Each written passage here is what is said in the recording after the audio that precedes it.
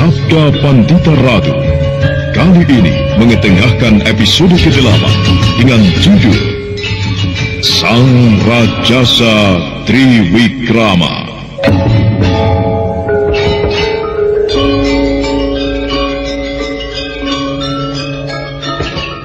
Dalam seri ke-239 ini dengan para pemain M. Abud sebagai Ken Arok, Wahyu Chandra sebagai Brahmana Loh Gawe, Rusli sebagai Tunggul Amatung, Eli Ermawati sebagai Ken Dedes, dan pengantar cerita Asdi Suhastra. Ketika petang telah menyeliputi Tumapel dan mendung tebal menebar rata di segala penjuru, Brahmana Loh Gawe dan Ken Arok telah sampai di istana raja. Permohonan mereka untuk menghadap telah diterima oleh Aku Tunggul Amatung, dan keduanya dipersilahkan untuk menunggu di pendopo tengah. Namun waktu telah bergeser lama, Aku belum muncul juga menerima mereka. Ken Arok menjadi resah dan gelisah.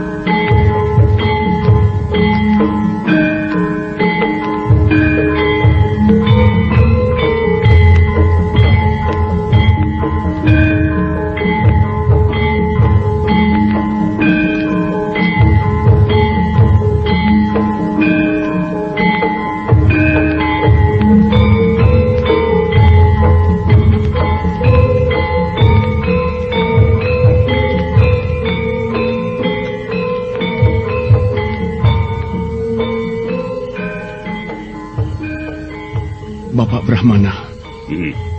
Ada apa, Ken Arok? Apa artinya semua ini, Bapak? Kita dianggap tidak ada. Waktu telah bergeser hingga mendekati saat ditabuhnya kentong Doromulu. Akan tetapi, Aku belum menampakkan diri menemui kita. Barangkali saat fajar nanti atau besok pagi, Aku akan menerima kita. Jika Aku akan menerima kita besok pagi, apa salahnya, Ken Arok? Lalu untuk apa kita terlalu lama berada di sini, Bapak Brahmana?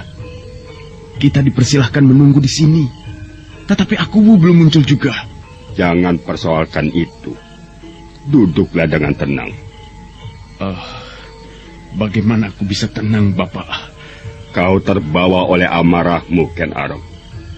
Kau telah bersalah, dan sekarang kau masih juga bersikap seperti itu. Aku tidak betah berada di sini, Bapak. Aku akan berjalan-jalan di halaman. Atau kalau perlu, aku akan tidur di gardu.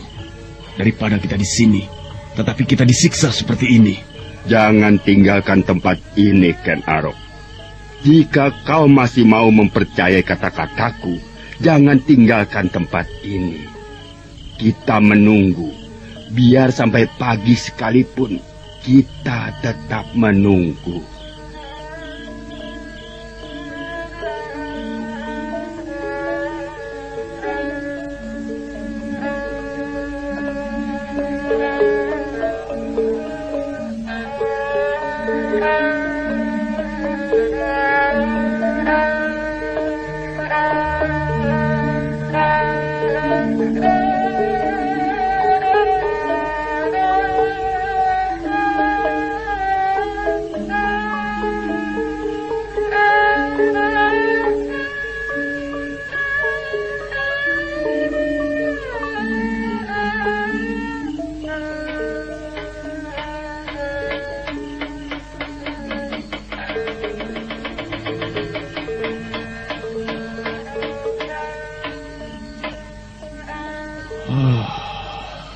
Jangan pedulikan suara kentongan bernada Doromuluk itu, Ken Arok.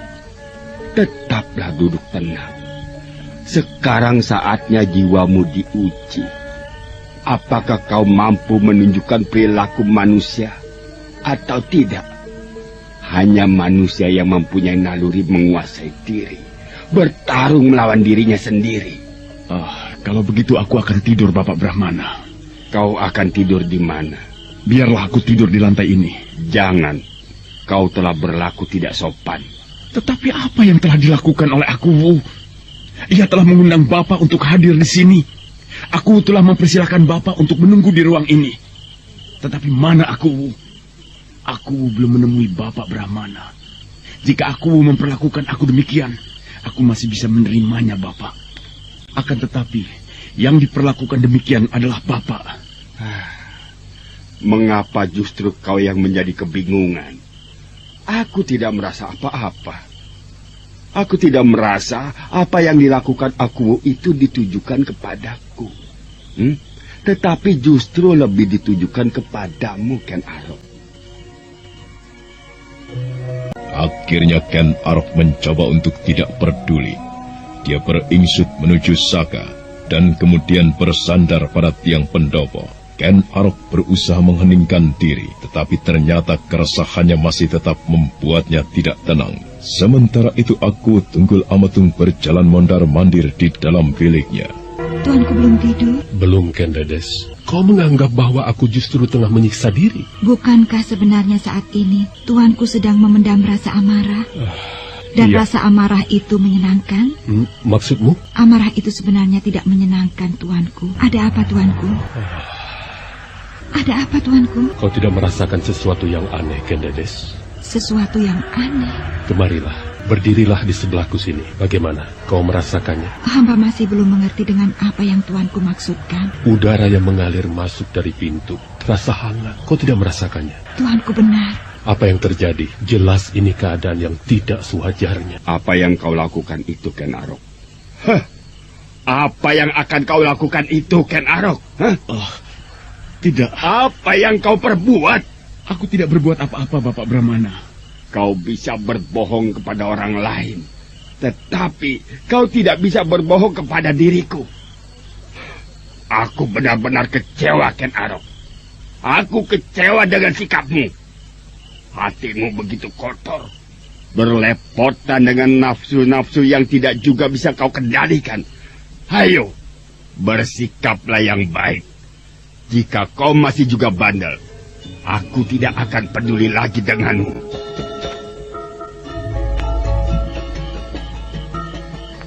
Bagaimana, tuanku? Keadaan yang aneh ini baru saja berhenti.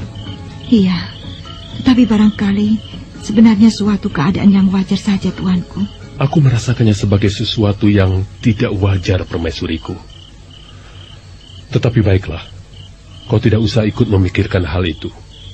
Kembalilah tidur. Jangan pikirkan apapun, agar bayi di dalam kandunganmu nanti berkembang dengan baik. Aku akan menemui Brahmana Logawe.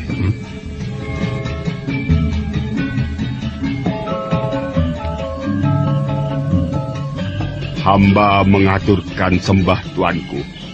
Aku terima, Bapak. Maaf, aku terlalu sibuk melayani Prameswari berbincang-bincang atau hal yang lain, hingga aku lupa terhadap Bapak Brahmana yang sedari petang telah menunggu. Tidak apa-apa, tuanku. Tuanku baru saja memasuki kehidupan baru, yaitu membangun mahligai rumah tangga. Adalah wajar, tuanku. Akan tetapi, Bapak Brahmana, bukan hanya itu soalnya. Terus terang, aku memang menjadi sangat gembira, dan sampai-sampai aku lupa terhadap Bapak Brahmana. Karena Ken Dedes Garwa Prameswariku baru saja menyampaikan kepadaku bahwa ia telah ngarbini. Hah? Jadi Tuan Putri Permaisuri telah hamil? Benar, Bapak. Yang Batara Agung Mohomira, dewa-dewa di langit telah menurunkan karunia-Nya. Dengan demikian, tuanku akan segera menimang momongan. Benar, Bapak Brahmana. Dan aku berharap anakku nantinya adalah lelaki yang akan mewarisi derajatku, mewarisi kursi kelenggahanku menjadi akuwu yang adil dan ngayomi seluruh kawula di Pakuwon Tumapel ini, Bapak. Hamba, tuanku. Hamba ikut merasa gembira. Dan dengan demikian, hamba akan mendoakan pula, meminta kepada kebesaran Hyang Widikawasa, semoga keinginan paduka aku terkabul.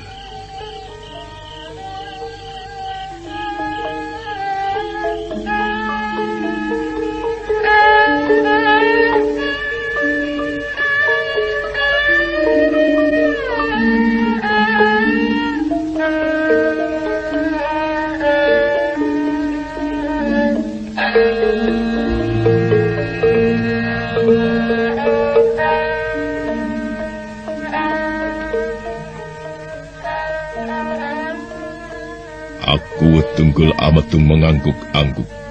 Dari wajahnya tersirat tatapan gembira. Adalah Ken Arok yang merasa dadanya akan bongkah. Bukan saja karena aku seperti mengabaikan kehadirannya, menganggap dirinya tidak ada, dan tidak memberikan kesempatan kepadanya untuk berbicara. Tetapi berita bahwa Ken Dedes hamil terasa sangat mengiris dadanya. Ken Arok tetap menunduk, tatapan matanya menghunjam ke bumi. Bagaimana dengan kabarmu, Ken Arok? Kan retak hati Ken Arok ketika aku kemudian muncul tidak menganggap keberadaannya. Aku justru lebih banyak berbicara dengan Brahmana Loh Gawe. Bercerita tentang Ken Dedes yang telah hamil. Cerita yang membuat Ken Arok justru teriris. Ken Arok terlampau sibuk dengan dirinya sendiri, hingga dia tidak mendengar ketika aku Tunggul Ametung berbicara kepadanya. Yang membuat aku menjadi marah, karena dianggapnya suatu hal yang tidak sopan. Ken Arok, Hamba tuanku, hamba mengaturkan sembah. apa yang sedang kau pikirkan, Ken Arok? Ken Arok menunduk dengan tangan kanan bermain-main dengan kuku kakinya, yang membuat aku menggeretakkan giginya. Bapak Brahmana. Hamba tuanku. Tahukah Bapak Brahmana Loh Gawe, apakah sebab aku mengundang Bapak kemari? Hamba tuanku. Jika hamba tidak salah menebak, persoalan yang akan tuanku sampaikan kepada hamba adalah persoalan Ken Arok. Benar, Bapak Brahmana. Persoalan yang akan aku sampaikan adalah persoalan Ken Arok. Karena dulu, Bapak Brahmana yang telah membawanya kemari untuk mendapatkan pekerjaan. Dan aku telah memberinya pekerjaan yang layak, bahkan terlampau layak, Bapak. Karena jabatan sebagai pimpinan pengawal istana adalah jabatan yang diidam-idamkan banyak orang. Kesalahan Ken Arok, ia telah berani meninggalkan tugasnya tanpa izin dan berhari-hari lamanya. Sementara Bapak Brahmana sendiri melihat bagaimana sikapnya ketika menghadap aku, Wu. Nah, bagaimana pendapat Bapak mengenai hal ini? Hamba tuanku. Berbicaralah, Bapak. Ampun tuanku. Adalah benar apa yang tuanku katakan, bahwa kepada hambalah tuanku harus menuntut. Karena hambalah dulu yang telah membawa pemuda ini untuk nyenger dan mengabdikan diri. Ternyata Ken Arok telah terbukti melakukan suatu kesalahan. Tuanku, dulu hamba pernah menyampaikan, hamba menitipkan Ken Arok tidaklah disertai permohonan untuk memanjakannya. Akan tetapi, Ken Arok harus diperlakukan sebagaimana prajurit lainnya, yang jika melakukan suatu kesalahan, haruslah mendapatkan hukuman. Menurut Bapak Brahmana Loh Gawe, hukuman apa yang layak diberikan kepada Ken Arok? Hamba tuanku, segalanya terserah pada paduka tuanku aku. Iya. Bapak Brahmana, hukuman pada dasarnya adalah untuk membuat seseorang menjadi jera, agar tidak mengulangi lagi perbuatannya. Hukuman bisa juga diartikan sebagai ganjaran atau buah dari perbuatan keliru yang harus dipetiknya itu. Tetapi Bapak, Ken Arok yang telah membuat persoalan ini adalah seorang pimpinan pengawal istana. Betapa parah jika seorang pimpinan pengawal istana memberi contoh yang sedemikian buruk. Seolah aku melihat bahwa orang yang berperilaku demikian itu sebenarnya tidak dibutuhkan oleh Tumapel. Kata-kata yang diucapkan dengan datar itu ternyata berakibat luar biasa. Ken Arok merasa seolah sebuah alu menghantam dadanya dan mengguncang jantungnya. Ken Arok yang kemudian tidak mampu menahan diri segera menegadahkan kepalanya. Tatapan matanya menyala kebiru-biruan yang membuat dada aku menjadi berdesir. Ken Arok kemudian berdiri, suatu hal yang sangat tidak berdasar tata krama. Dengan suara bergetar, seolah menyimpan hawa amarah, Ken Arok berbicara bukan kepada aku, tetapi kepada Brahmana Loh Gawe. Bapak Brahmana Loh Gawe, tidak ada gunanya Bapak memintakan maaf kepadaku. Orang semacam aku memang tidak berguna dan tidak layak mengabdi kepada Tumapel. Tidak ada gunanya Bapak merengek-rengek mengemis untukku. Aku tidak membutuhkan itu. Bapak Brahmana Loh Gawe mengetahui apa sebenarnya yang aku lakukan selama sebulan lebih aku menghilang. Nah, aku pergi, Bapak.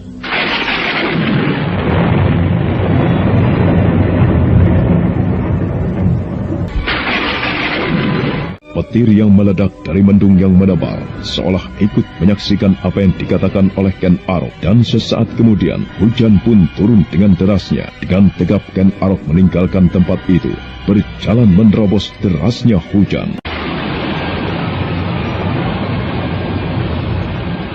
Ledakan petir yang menyentak serta hujan turun dengan deras seolah-olah lahir karena diguncang oleh Ken Arok. Aku dan Brahmana Loh Gawe terdiam dan tidak tahu harus berbuat apa. Ken Arok berjalan terus melintasi halaman depan. Dia tidak peduli meski hujan deras mengguyurnya. Dia kemudian menoleh ke arah pendopo yang baru saja ditinggalkannya. Pemuda itu menyeringai, seolah memamerkan taring-taringnya. Dan kemudian pendopo pakuan itu diguncang oleh suara yang menggetarkan. Kau dengar suara apa tadi, Kang? Suara singa, atau mungkin harimau mengaum. Gila, bagaimana bisa seekor singa bisa memasuki halaman istana, Kang? Jangan terlambat. Ayo, kita periksa. Jangan bertegun saja. Cepat bergerak. Ayo.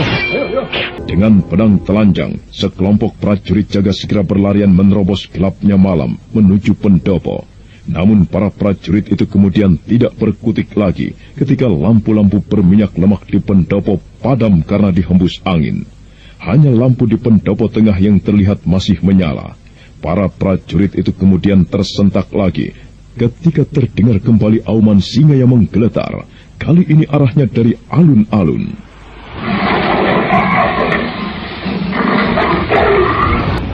Dari mana arah suara tadi, Kang? Ada yang memperhatikan tidak? Sepertinya dari arah alun-alun. Kau yakin, Kang? Entah. Tetapi aku mengira dari sana. Ya, aku mengira suara auman singa tadi dari sana. Kalau begitu, dugaanku benar. Semuanya aku minta waspada. Aku akan masuk ke pendopo. Barangkali terjadi sesuatu di sana. Keadaan gelap gulita seperti ini, hujan turun sangat deras. Apa yang bisa kita kerjakan? Gunakan otakmu. Jangan gunakan ketolonganmu. Hamba menghadap tuanku. Ada apa prajurit jaga? Hamba mendengar suara singa atau mungkin harimau mengaum. Hamba ingin mengetahui keselamatan tuanku. Oh, terima kasih prajurit. Sebagaimana kau lihat, aku tidak apa-apa. Kembalilah ke tugasmu dan laksanakan tugasmu. Hamba tuanku. Bapak Brahmana. Hamba tuanku. Sebenarnya apakah yang telah dilakukan oleh Ken Arok selama ini, Bapak? Tadi ia menyebut bahwa Bapak Brahmana tahu apa yang dilakukannya. Hamba tuanku. Ya. Ken Arok baru saja menempuh perjalanan panjang menuju suatu tempat yang berada di bumi Blambangan. Tempat itu disebut sebagai Semenanjung Semblungan yang berada di dekat Teluk Pangpang. Apa yang dikerjakannya di sana, Bapak? Tempat itu tengah dilanda oleh bencana, tuanku. Sebongkah benda aneh jatuh dari langit yang menimbulkan bencana dan malapetaka. Ken Arok tergerak untuk datang ke tempat itu, tuanku, untuk meredakan apa yang telah terjadi. Oh, Bapak Brahmana Loh Gawe yakin bahwa apa yang terdengar mengaum bagaikan singa tadi adalah Ken Arok? Hamba tuanku, hamba menjadi saksi bahwa Ken Arok memang mempunyai ilmu kanuragan yang tinggi. Yang nampaknya ilmu kanuragan itu ia dapatkan sedari ia masih bayi, menyatu dengan dirinya, tuanku. Bapak Brahmana, bagaimanapun juga, Ken Arok telah melakukan kesalahan. Meskipun kepergiannya ke bumi Blambangan itu adalah untuk perbuatan yang mulia. Akan tetapi, Bapak, aku tetap tidak bisa memaafkan kelakuannya. Ia telah bersikap tidak patut ketika menghadapku. Ia telah meninggalkan tugasnya tanpa meminta palilahku. Aku tidak bisa menerimanya kembali, Bapak. Dan tidur di sini. Aku berharap kau tidak keberatan. Sebenarnya aku sudah terbiasa tidur dimanapun. Di alam terbuka atau dimanapun. Akan tetapi, untuk kali ini, aku ingin memanjakan tidurku. Memanjakan mimpiku. Boleh, boleh. Masuklah ke Narok. Kau baru saja menghadap aku, Bu. Dari petang tadi, aku telah menghadap di pendopo tengah bersama Brahmana. Akan tetapi, baru setelah tengah malam lewat, aku menerima kehadiran kami berdua. Lalu bagaimana? Orang macam aku ini tidak dibutuhkan oleh Tumapel. Aku tidak bisa memaafkan ulahmu? Iya. Lalu apa yang akan kau kerjakan sekarang? Aku akan kembali pada pekerjaan semula. Apa? Merampok. Tersirat nada kesungguhan pada wajah Ken Arok ketika dia mengatakan isi hatinya. Dada Kebo Ijo berdesir. Dia tidak bisa membayangkan apa jadinya jika orang macam Ken Arok yang mempunyai ilmu kanuragan tidak terukur tingginya itu menjadi seorang perampok. Nah, apa yang akan dilakukan oleh Ken Arok? Benarkah seperti yang dikatakannya, dia akan merampok? Dan bagaimana pula pergolakan yang dihadapi oleh Kameswara? Saudara pendengar, untuk mengetahui jawabannya, silakan mengikuti kelanjutan kisah ini dalam seri berikutnya. Sampai jumpa.